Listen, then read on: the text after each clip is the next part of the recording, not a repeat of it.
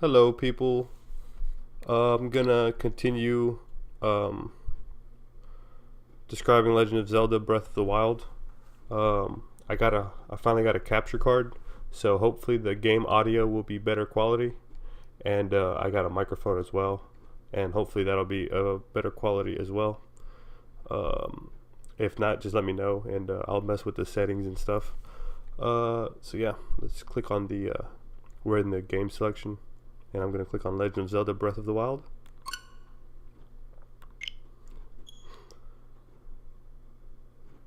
So we selected our profile, and now we're on the loading screen.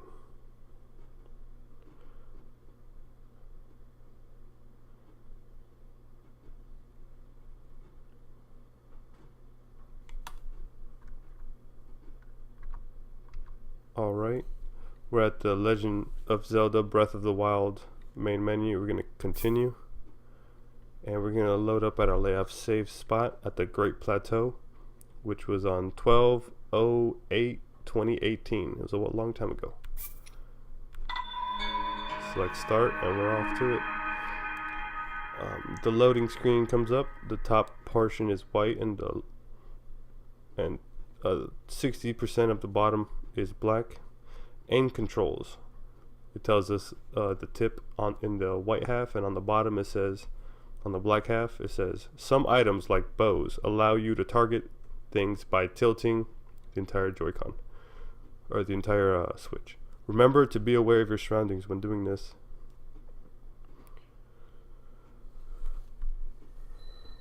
Oh yeah, I remember this. So we were standing on the edge of the cliff of a castle, a ruined castle wall. It looks like we're gonna make a jump for it because we have to go explore. Let's look at our adventure log. We're gonna seek out Impa, so we're gonna go check him out. Link is standing on the edge, and I'm gonna jump forward. As I pass down from the Great Plateau, I'm passing by the incredibly, there's about 6 or 8 flags that are about 3 stories tall, and where I land it says Hyrule Kingdom. Right above Link's head, the Outpost ruins is the exact location. I landed right next to an old dilapidated wagon, a legit wagon, the kind that was drawn by horses. Several barrels seem to be strewn about, rather old looking barrels. And the road that we landed on looks like it hasn't been maintained in probably 50 years. A stone road. Alright, and behind us we see a monster. I'm zooming in. We see a monster that's about 12 feet tall, really tall. I'm not gonna mess with him. He looks like bad news. As we advance towards the yellow blinker that's on our mini map on the bottom right, we're passing through an ancient ruins. Very old ruins. Not a the walls that are left remaining, not more, they're not really connected in any way. I see an old guardian. I'm gonna walk up to it, see if we can find an item.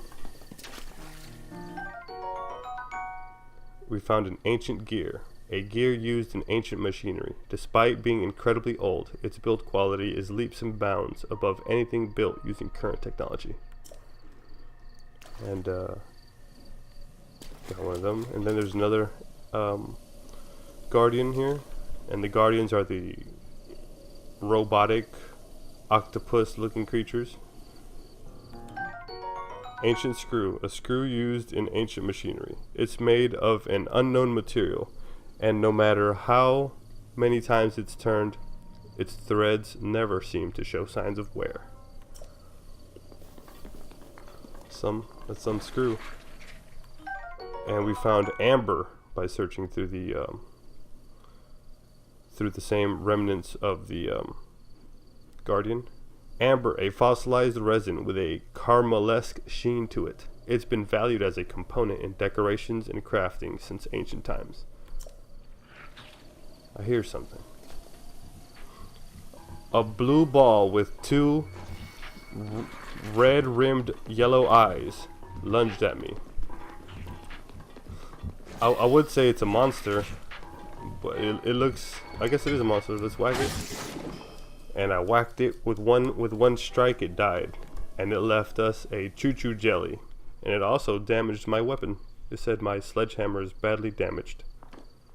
I'm gonna pick up the blue choo-choo jelly, which resembles a ball, a blue pulsating ball that pulses at random increments, and attached to the ball at random spots around the ball are more balls. So it's a sphere covered sphere, but not entirely covered. Picked up some choo-choo jelly, and let's see if I can break some of these boxes that are strewn about. I can pick up a barrel and I can throw it. It says our iron sledgehammer is badly damaged. I'm just gonna whack it against one of these boxes, see if we can open it. From one of the boxes came apple, apple, arrow, apple. Not a bad swipe if you ask me. And I found a wooden bow. This wooden bow may not be the most reliable for battling monsters, but it is excellent for hunting small animals. And its power was a 4, I believe. So that's weaker than the bow we currently have. And I'm going to continue away from where we were towards our original journey. We're following the path, or what's left of the path. Just off the path, though, I see something shiny, so I approach it.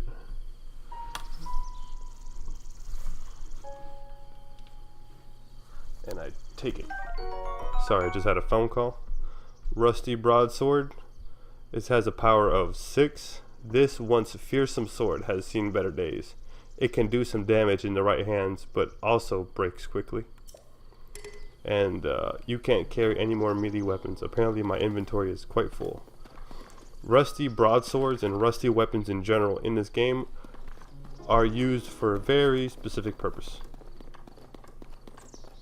And it's not like they can just do one thing, but they're not very strong. Suddenly, boulders fall from the cliff that we were just walking by. And it wasn't even a cliff, it was more like a raised part of the path. Well, I get in real life that would, that's definitely a cliff, a small cliff, preventing us from going up one side to the left of the trail. But as we continue down the path, we see even more monsters. What looks like a bird flew away from us as we approached the monster, which is about 100 yards in front of us. Let me attempt to describe this monster that I described. It was the original monster I saw as soon as I landed, but we flew right over it. He has one horn. Its arms can reach the ground, and it stands about 12 feet tall. Each arm is wrapped up to about the upper arm with bandages all the way down to its wrist. This particular monster is holding a huge club in its right hand, and it has a single horn coming from the top of its head.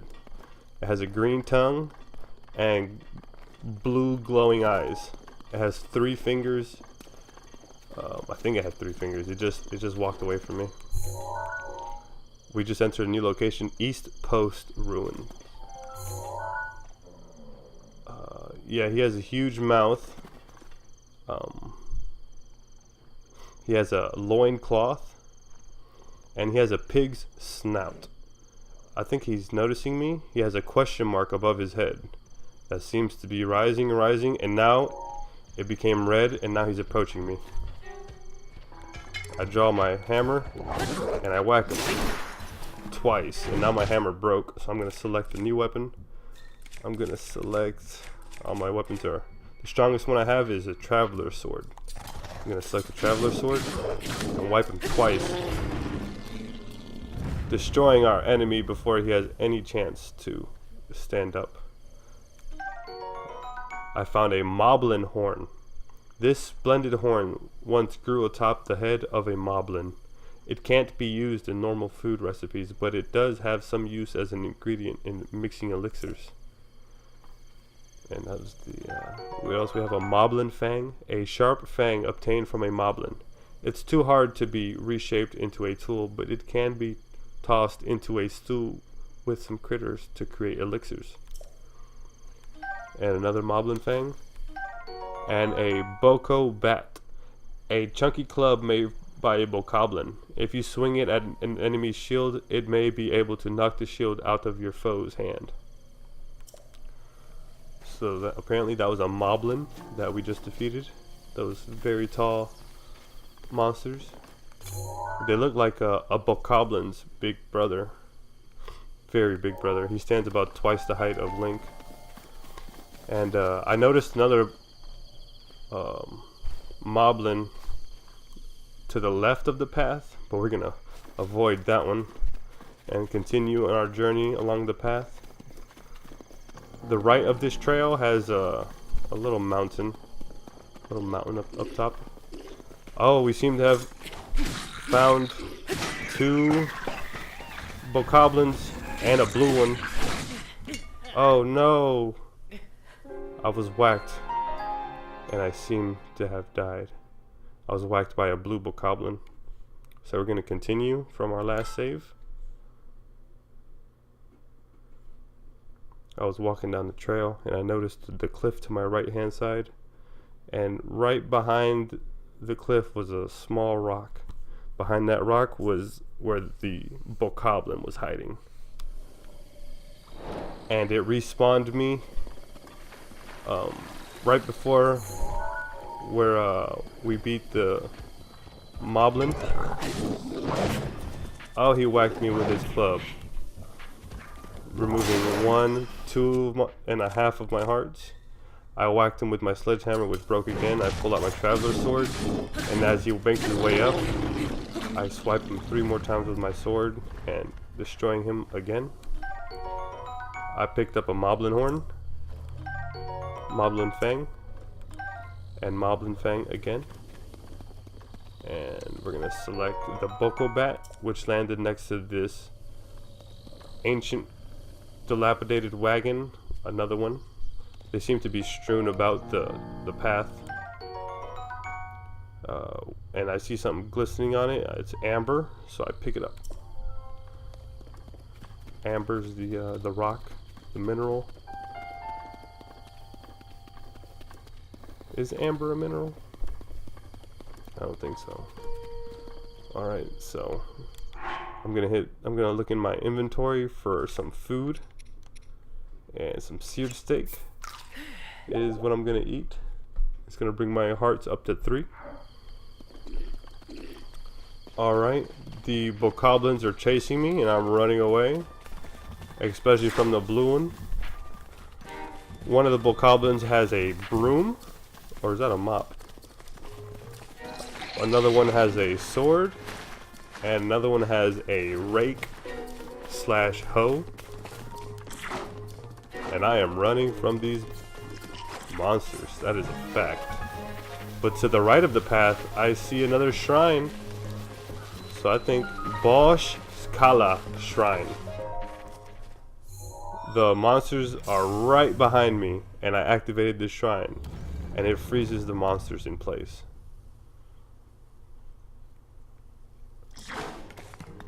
And then it unfroze, and then I walked into the shrine, and now I'm going down the elevator, and that's how you run away from monsters. Ancient walls. Some shrine walls are too slick to grab or climb. You must find alternate ways of reaching something. It was too fast, I couldn't read it all. Alright, so we're descending into this shrine, and there's 2 staircases. to the left of the left stair. To who to sets foot in this shrine? Oh, I totally didn't read that one. The wind guides you. Bosh Kala Shrine. The staircase. We see two staircases in front of us. The one to the left looks the most interesting because it's got a fan blowing right to the left, to the far left of it, towards a little chest, a little treasure chest. So I think if I jump and I activate my glider, I think it'll push me up from this place all the way over there to where the treasure chest is. I think that's the only way you'll be able to reach it. And that's what happened. We open it up, and Link finds some amber, a fossilized resin. So that's what amber is. Alright, so we're gonna hop down, and we're gonna go down the center staircase, or up the center staircase. Alright, so we're on a platform, and on this side of the room is a platform that we're standing on currently, and on the other side of the room is another platform that we have to get to. The far side platform has a fan blowing wind towards my platform, and my platform on my left side has a fan blowing from my platform to that platform. So from my platform to the far platform, and I'm gonna walk up the staircase on my platform to get up to that fan to blow me over to the far platform. So that's what I'm about to do.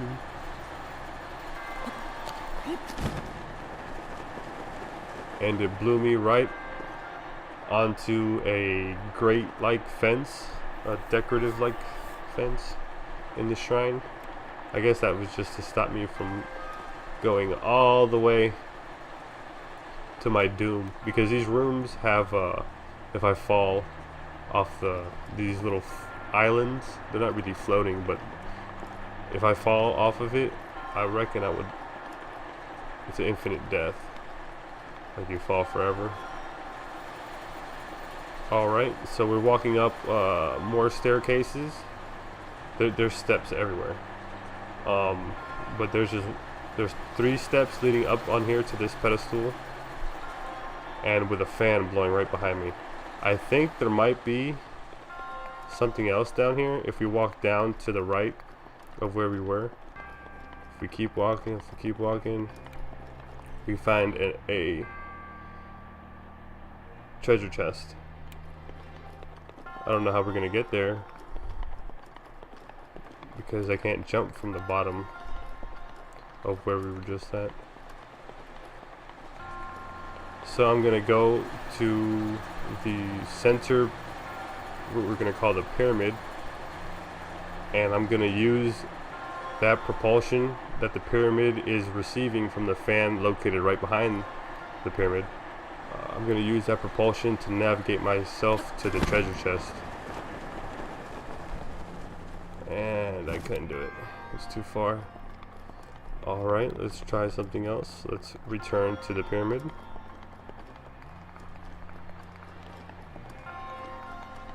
This shrine is very, very hard. We're just going to go right to the straight. We're just going to go straight, because that's where the wind is pushing us. And I almost overshot. I think from here I'm able to glide down to the treasure chest. And I was wrong. I just fell into that bottomless pit. And the game respawns me where I jumped from. And I jumped from the guy from the person who's meditating. So I'm just gonna talk to the person who's meditating. I reckon that treasure chest is a little out of my reach. I'm doing something wrong. So I'm gonna talk to I'm gonna examine the tomb, I believe, or the mummy. The guy meditating. Surrounded by a blue cube, and the cube shatters into a billion spaghetti pieces. Your resourcefulness in overcoming this trial speaks to the promise of a hero. In the name of Goddess Hylia, I bestow upon upon you this orb. And an orb shoots out from inside the sitting mummy into Link's chest. A symbol of courage. Now we have one spirit orb. And our health was regenerated. May the goddess smile upon you. And our friend disappears into a green powder, dust, essence type thing. Ingredient effects. So now we see a loading menu. You can only enjoy one effect from a dish or elixir at any given time. And I couldn't read it fast enough. Sorry about that. As I leave the shrine, I see way off in the distance Mount Doom. I believe that's called Mount Doom, the volcano place. And I also see the castle, Hyrule Castle, and another mountain peak. But they are really, really, really far off in the distance. Like you can see it like in the landscape. And to the right of the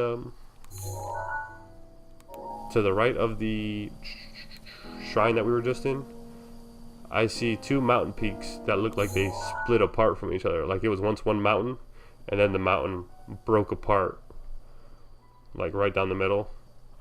But one peak is like maybe 30 feet taller than the other. But it looks like it legit just said crack, and it just broke. Clunk. So I think that's where our path is leading us, actually, right between those two mountain peaks. And I return to the path, slightly over a hill, a little mound, and I approach an ancient bridge. It's called a PROXIM bridge. And like everything else here, everything's dilapidated, cracks, but somehow there's a fire on the every pillar. Every pylon of the bridge has a little fire at the top of it. And now we see a traveler, and he says, "The end is here." I'm going to talk to him. Brigo says, "I may be somewhat used to seeing bad omens by now. But that, well, let's just say it's better than most." What's he looking at? We're doomed. I mean, don't panic. Sorry, who are you? Have we met? It looks like he was staring off into Mount Doom, but I'm not sure. Well, it doesn't matter who you are, really. I was getting tired of talking to myself, so you've come at a good time. He's holding a spear. Our traveler has a backpack on him and a pouch attached to his belt, his brown belt. Brigo says, "By the by, these strange things that popped out of the ground, did you see them?" I'm not talking about mushrooms here. I'm talking about those towers. Oh, he's talking about the towers that we summoned. I think we summoned somehow. They seem to have popped up all over the place. And that's not the only strange thing that's happened. Those long deserted shrines suddenly started glowing. You know what this means, don't you? The end is here. With all this craziness happening, I've been keeping an eye on that thing, just to see if it suddenly starts moving, you know? What thing? I'm gonna select. I'm talking about that guardian, of course. Haven't you heard of old stories about Hyrule? See that thing over there? The one shaped like an overturned urn? That's what I'm talking about. And the camera pans on over to show us a guardian. An old one that has moss growing on it. Did you know that some of them can move? One of them once chased me down and tried to kill me. And Link is going to choose to reply, "This one here?" And Brigo says, "No, it's a different one. That one was closer to the castle, but before the forest. When they spot you, they shoot blue beams of light at you." Man, I was so sure that was the end for me. I was prepared for the worst. But I somehow managed to escape into the nearby woods. You think it was my Lightning fast reflexes that saved me, Brigo says as he closes his eyes and brings his left hand across his upper abdomen while he still holds his spear with his right hand. Ha, I wish. Truth is, I just got lucky. Anyway, I hear guardians like that still wander around Hyrule Castle. Be careful. And Brigo is continued to walking along the bridge towards the path where we came from. If I turn around, I can see the tower that was on the Great Plateau, and I can see another tower that's orange. Ours is blue. The one on the Great Plateau is blue, and I can see the shrine. But we're going to go and cross this bridge and continue on our adventure to our destination.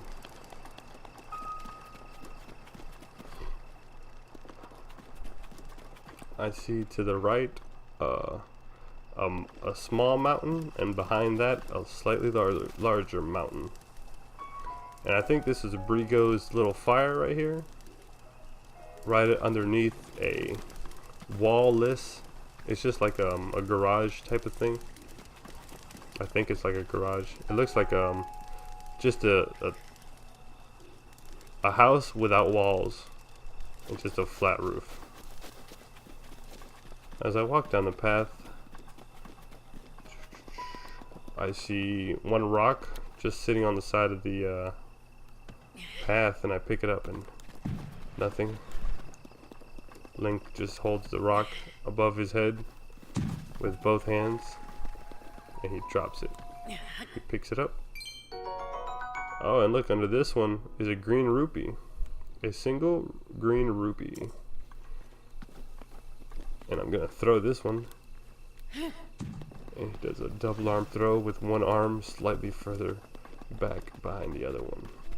I see a ram, just like a wild animal, and it runs away as soon as it notices me.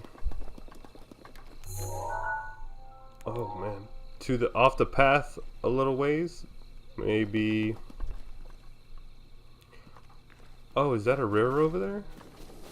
Oh yeah, that's what the bridge was for, obviously. So that river that we crossed over seems to be following the path that we're on. Not only that, but between the river and the path is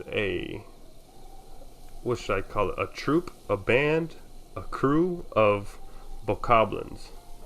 And they seem to be dancing around the fire pit. There's 3 of them, 4 of them. There's a lookout on top of a watchtower. But there's also a blue treasure chest, or a purple treasure chest on top of another tower. I'm gonna ignore that. I don't want to die again. And the time is 8:50 in game, so it's getting a little dark in here as Link keeps traveling down the path. Poplar trees are to our left. This really seems to be the main type of tree around here. Whoa, we seem to have activated some monsters that just rise right out of the ground. Skeletons.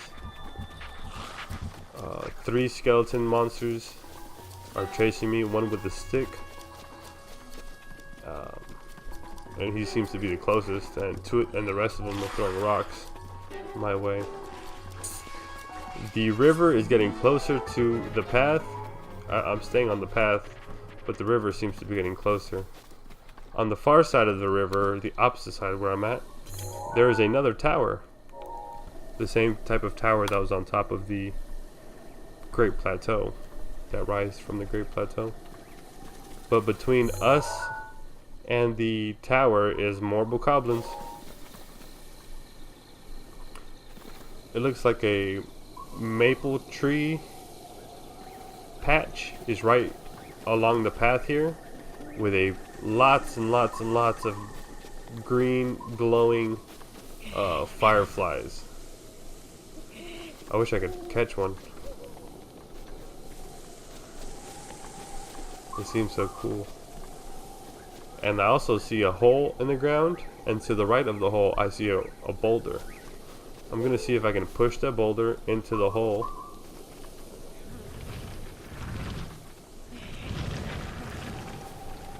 And this hole is inside this little maple tree patch. And the boulder fell into the hole. And a Korok says, "Yeah, haha, you found me."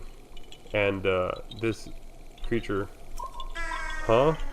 You're not Hestu, but you can see me? I didn't know your kind could see the children of the forest." I guess this is a children of the forest. It has a leaf covering its entire body, which is about 1 foot long. It's using a spinning. It's holding on to a green branch that has leaves at the top, spinning very quickly like a helicopter. So it's just flying there. Well, if you run into Hestu, please return this to him. Korok seed. This small seed was given to you by a Korok. It has a distinct smell. If you gather a bunch of them, you never know what may happen. Oh, and my friends are hiding in lots of different places too.